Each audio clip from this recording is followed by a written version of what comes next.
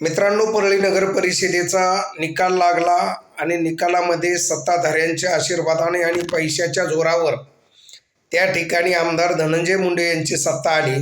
पण ज्या दिवशी निकाल लागला त्या दिवशी दुपारी 12 वाजता सत्ताधाऱ्यातील एक नगरसेवक यांनी जवळपास अंदाजे मिळालेल्या माहितीनुसार 23,000 रुपये 200च्या नोटा सरासरी त्या ठिकाणी विजयी मिरवणुकीमध्ये त्या उडवलेल्या आहेत। हा प्रकार मागच्या 8 दिवसानं होऊन सुद्धा संभाजीनगर पोलीस स्टेशनच्या हद्दीमध्ये हा प्रकार घडला आहे। निवडणूक आयोगानं कुठलीही या ठिकाणी दखल घेतलेली नाही किंवा कारवाई केलेली तरी सध्या तरी दिसत नाही।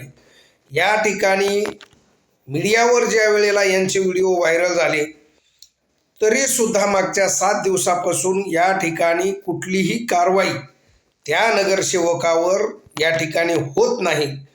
हे नक्कीच दुर्दैव आहे।